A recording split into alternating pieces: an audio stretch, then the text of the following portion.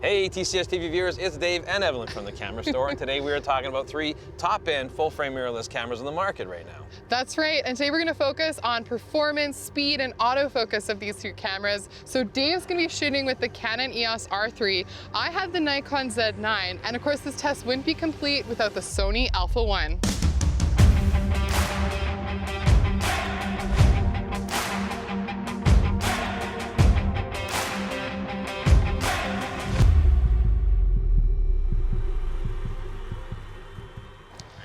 We brought these 3 cameras together because they are the top of the food chain with their various manufacturers currently. So why not try them out and really put them through their paces, because these cameras are all about speed. That's right, and they're good at so many different things, but we thought we'd really hone in on the speed and performance aspect of things, but not only look at it from a performance perspective, but also from a practical usability. How are they to set up? What is the interface like? How do they perform overall? And so to do that, we were putting it through a bunch of different tests, and we had to meet up with a 3rd photographer because there's only 2 of us, and so we brought on, who's normally working behind the scenes, Gary, who's from our TCS TV Live Dream Team. Thanks so much for joining us, Gary, in the great outdoors on this beautiful minus 10 degrees Celsius day. You obviously came dressed for the weather. We brought these 3 cameras out to a bunch of very Canadian things. We went to Ghost Lake, which is a great place for watching guys drive around at breakneck speeds on the ice. Yeah, what else do Canadians do in their spare time? Hockey, yeah. That's true, yeah. So we also shot some hockey with these 3 cameras. We were shooting some junior hockey indoors to see some low light testing. Now what I'm finding when I'm shooting with the Canon R3 is that I'm using the subject detection modes. So if I'm shooting motorsports, I put on the motorsports mode, and at Ghost Lake, for instance, it was able to track the car so easily. It's impressive to think about what these cameras are doing nowadays. For instance, they're not just looking for a vehicle or something that's moving, but they're actively looking for a helmet or a visor. And we saw that with the motocross. If you look at the slow motion Adamus footage, you'll see it kind of go from the entire bike, right? But it'll flip right up to the motorbike's helmet, right? And then back to the bike, right? Yeah. It's impressive what these cameras are capable of doing. Well, and back to the R3 review, when we did the pre-production testing, we found that it could acquire focus on the rider a lot faster than even our eye could. So when they came over the mound into the shot, you know, it was just locking onto the focus very quickly. Now, of course, with the profiles of the Nikon camera, you have more types of vehicles that are programmed into the algorithm, but it just behaves a little bit differently. So I thought the performance was very interesting that way. Now, mine's the only one without that profile. I think I felt a little left out to a degree, but it was fine.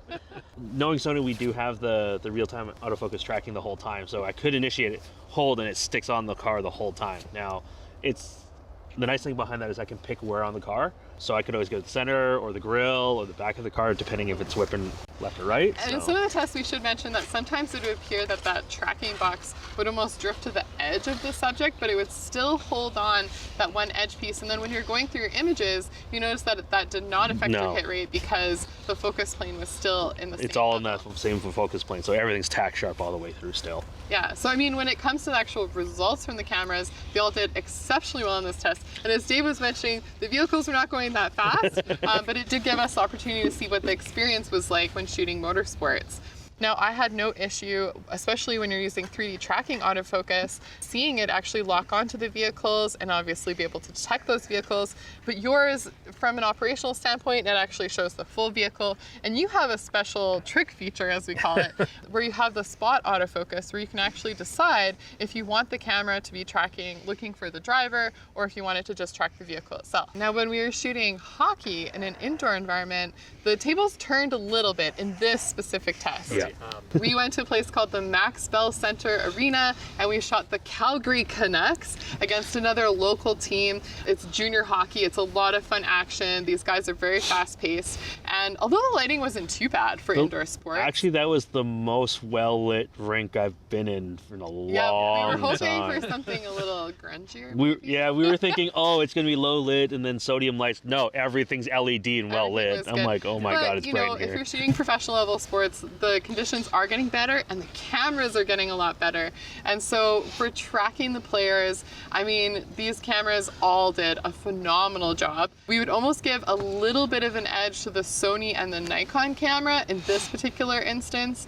Yeah, it was interesting to switch between all 3 during the whole game, because you could see where sort of the pedigree sort of the generational of Sony changing its algorithm and making it stickier and knowing where to find if it's a person, if it's a vehicle, and with helmets, and goggles and visors and stuff like that. It stuck on pretty good. As far as shooting the players again and being able to select your player and then them sometimes moving in and out of the other ones, again, I think that they all did a good job of tracking. But it was very neck and neck with all these cameras. And I think one area which Dave has talked about before is the ability to fine tune the cameras and be able to shoot whatever sport it is that you're going after and being able to fine tune it to that specific situation. Now I do have to say I'll give Canon an edge because it does have the most options for being able to select your autofocus points in different ways, and you also have the advantage of eye control. So eye control is a very cool technology for Canon. Now you had trouble making it work for your eyes. Right? Okay, so my eyes must be a little bit defective because the eye control doesn't seem to actually calibrate very well with my eyes. So I think there's still some room for improvement, and I'm sure firmware updates are going to fix some of those issues. So here's the thing you bring up. It didn't work on my eyes either. So that's with glasses, without glasses. It did sort of work for about 2 seconds, and then it just... You're talking about the calibration process. The calibration process didn't even work. It's interesting, because I do it, and it's seamless. Like, it works so smooth. I know, and for so all well. these people that say that it works awesome, I mean, I love the idea of it.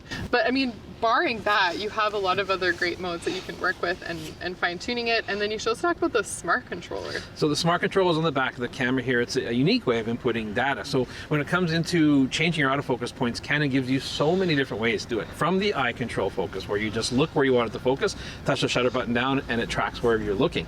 But if you want to change your autofocus points around, we can use the touchscreen. We can use the rear dial, but we also have the smart controller, which acts like a little mouse pad almost. Where as you drag your thumb across it, it moves the autofocus points wherever you want within the frame. It's all very intuitive and gives you that extra option that other cameras don't have. That's one thing I wish I sort of had. Once you start using it, it is so intuitive. This is the great thing about it. Yes. Now that being said though, with the Nikon camera, you actually don't have to tell it which type of subject you're shooting. You can have it auto detect it. And so if you're switching between a lot of different subject matter, say you're shooting some sort of event or something like that, then the camera is going to do a lot of that work for you. And then you can implement 3D tracking autofocus. So if you're someone that was a Nikon user before, the Nikon D850, any of the flagship cameras, like this guy, then the experience is going to be very similar. But with the full frame mirrorless camera, you now have a lot more area to work with for that tracking autofocus. I have to say, since we all traded cameras that night, having that 3D tracking back in my hands, A little nostalgia there? there was a little nostalgia. It's like, oh wow, that's what that feels like. It's one of those things. It's nice to see it's picking up subjects and sticking on the whole time. It's amazing how tenacious the autofocus is on all three of these cameras. They all have subtleties that are differences between them, but they all focus exceptionally well. Let's go through some of the different frame per second options with each of the cameras, starting with Gary's Sony Alpha 1. So mine's at 30 frames a second at 50 megapixels. That is at full RAW. So the nice thing is it's fully electronic. I don't have to worry about it, and it's stick. I've done burst shots where I'm doing 90 to 150 shots and they're all sticking all the way through, which is great. I can shoot up to 120 frames per second, which is insane. 11 megapixels. But it's 11 megapixels. Yes, 11 megapixels. So, Which is, as much as we joke about that, Yeah. I think actually very, very cool. The more versatile a camera is, there's going to be occasions when 120 frames a second is very cool to try and capture something. yeah, for certain athletic moments, if you can shoot something at 120 frames per second and be able to get that split second reaction, motion, whatever the case is, it could be worthwhile. Not to mention sometimes with wildlife as well, wildlife that is moving at crazy speeds, that you'd be able to capture some stuff that the naked eye would not be able to see. And yes, it is 11 megapixel JPEG, so it would be appropriate for getting, web usage images. But then if we want to look at something that's full resolution, raw files, I can shoot up to 20 frames per second, and then I can shoot 30 frames per second in high-res JPEGs. Yeah. So there's a lot of flexibility here, but certainly the Sony outpaces that. Yeah, now you two are much higher resolution than mine, but I don't mind that. I'm still shooting 30 frames per second in full JPEG plus RAW, and I'm okay with the file size because for this kind of sports and action shooting that I'm doing, 24 megapixels, Plenty of resolution, don't need more. And it's much easier on my computer. That is true. Let's be real. What is Dave's real motivation for those lower resolution files? That is true. Even though I had a 50 megapixel camera before, I'm shooting more files now and I'm needing more hard drive space, so it's kind of sort of a letback. But yet again, I find with newer cameras and everything like that, I've noticed that I'm upgrading both sides at the same time now. It's the trickle down of expenses.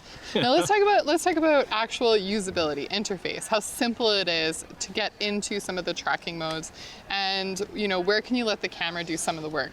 I have to say with the Nikon camera, with the automatic subject detection that's built into the tracking, I would say it's probably the simplest interface in order for letting the camera actually find those profiles, and you don't have to specifically put it into face and eye detection for human or animal or vehicle. It'll actually do it for you.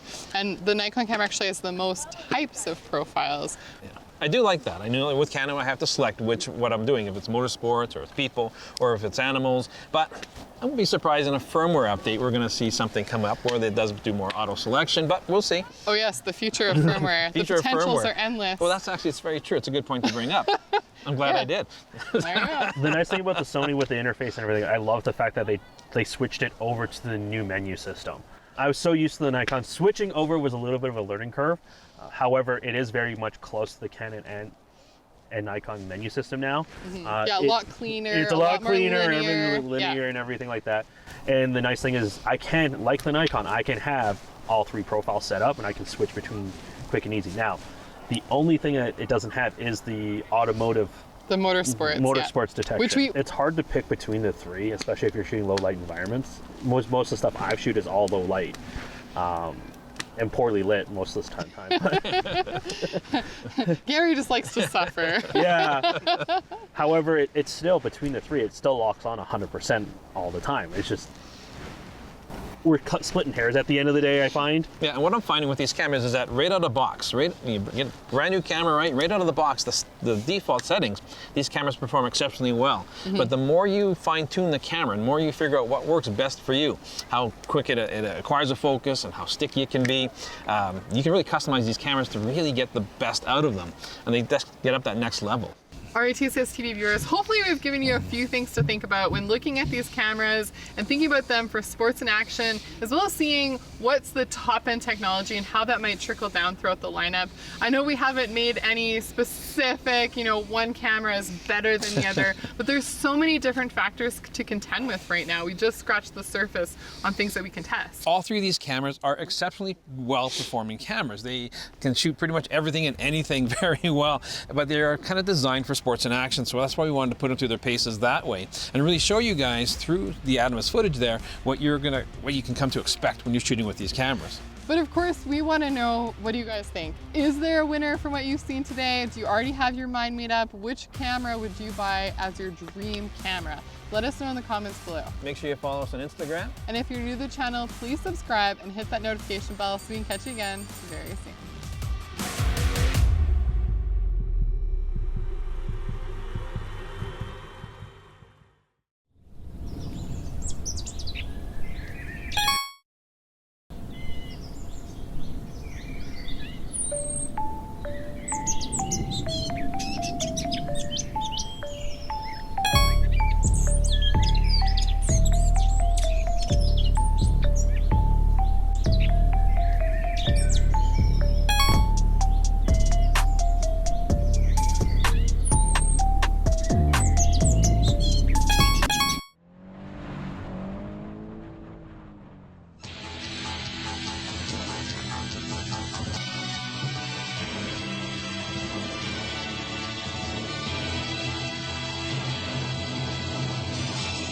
These are my winter shorts.